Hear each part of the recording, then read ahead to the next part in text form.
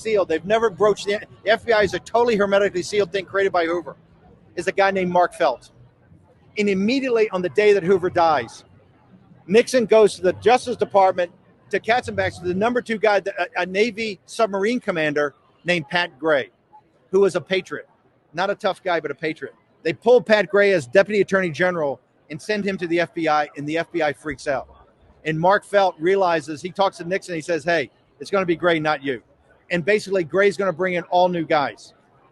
The Watergate burglary takes place because Nixon knew who Hoover was. He knew what he was doing over there. They knew about the spying on Congress that it went on. Turns the wiretaps off a week before he goes to testify. All of it. He was going to rein it in. Hoover had the receipts on all of them. Oh, yeah. By the way, including Jack Kennedy and Johnson. And all, he had the receipts on all of them. Okay, that's the line in the we just had Roger Stone on for the 1 hour interview all on JFK and LBJ. He's by the way, best book, and it is the best book on it.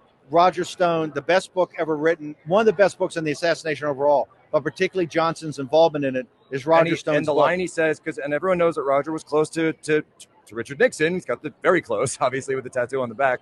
And he said, he asked him once, he said, this to me in the interview was the key point.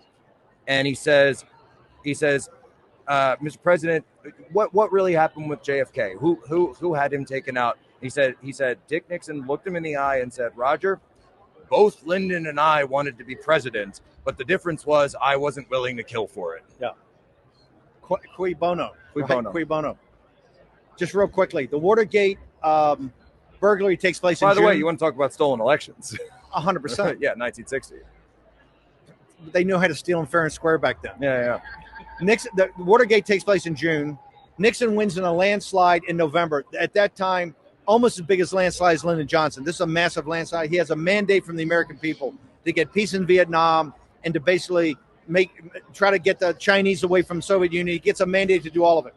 What happens? It's almost like, by the way, when what Mearsheimer says, when you have 3 great powers, if you can get the other great power on your side against the one that you're aligned which against. Which Donald Trump had with Russia against the CCP. This has been peace in our time, and that's why these demons are there. Which you aligned them against, Steve. I was at the Helsinki summit. I was there with them. I'm in the room. There's Trump. There's Putin. They disagreed vehemently on Nord Stream 2, but what they agreed on was that there should be peace between Russia and the United States. Putin is a gangster. The KGB are gangsters, right? They are the CIA and the FBI. Nobody said they weren't. To the 10th power. Well, this guy came up on the streets of Leningrad when it was Leningrad after the siege. But it takes a hammer like Trump to be able to keep those guys in their box. Exactly. Right? I'm just going to finish about the administrative state. Yes, of course. Nixon wins this landslide in November. Right around that time, they have the first meeting in the Oval Office because Nixon had a recording system as Johnson did.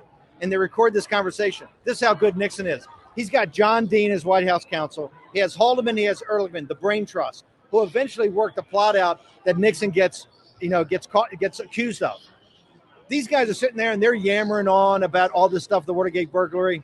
And Nixon sits there and goes, no. Says the guy we got to worry about is Mark Felt. In October of 72, in the Oval Office, he goes, Mark Felt is going to be the problem. Because we broke the FBI. We're trying to get our own guys in there. Those guys are not going to go down without a fight. Watch it. Woodward and Bernstein are just typists. They are nothing without Deep Throat.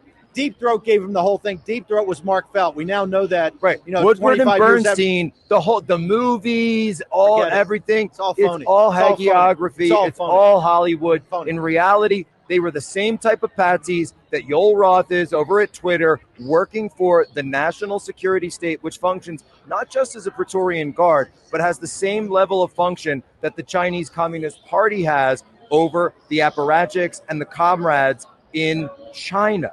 By the way, Ben Bradley of the Washington Post, actually, they told him because the thing was so explosive, and he realized Woodward and Bernstein had nothing. Bernstein was a local news guy on the Metro page of the Washington Post, which is nothing. They knew exactly who they were going to. Woodward was a former naval intelligence officer, although on a ship, right? And they had nothing. Mark Felt gave him the whole way to take down Nixon. Working with, by the way, later the federal judiciary weaponized that. Silent coup. The FBI. The Ben Bradley knew it now. And I was going to say it because they realized they couldn't get away with another JFK because Zapruder almost screwed him the first time. We didn't have pervasive. So I'm going and to all tell the you a rest of small it. story about that. There's a woman named Mary Meyer. Has anybody heard Mary Meyer's name? Okay, Mary Meyer was a wife of the number 2 guy. I forget who. Number 2 or 3 guy at CIA. They got a divorce. They lived out by Hickory Hill in Northern Virginia, Bobby Kennedy's estate. Because of social circles, she was the sister of Ben Bradley's second wife. Okay, in social circles, she got to meet Jack Kennedy. Okay, she and Jack Kennedy, how do I say this? Became very close. Yes. In the White House, she's the one. And By the way, the Brady press room, where it sits now, was once the swimming pool. The swim where Jack would take his special and by the friends. way, Jack Kennedy, being an Irish kid, is one of my idols. But Special friends. That's Mary. We don't know if Marilyn Monroe's bikini ever graced that swimming pool. Mary Meyer left in her kept a diary, and part of the diary she told friends she was the one that would smoke marijuana, and on occasion I think they actually did acid, LSD, small amounts in the residence of the White House. Okay, she was a friend for a while. One day after Jack Kennedy's assassinated, about a year afterwards, she moves to Georgetown to a small artist studio right in the middle of Georgetown. Every day she would take a walk or a jog on the canal. She's murdered in broad daylight at 11 o'clock in the morning. Okay? When the police arrive, when the police finally, they find her, they get the ID, the police go back to her little artist place in Georgetown. They walk in. Now the police, it's been 15 minutes or 20 minutes max since she's been murdered in cold blood. They find an ID. They can ID her somehow. They come to the house. They walk into the house. The DC Metro Police. There are 2 individuals there ransacking the house.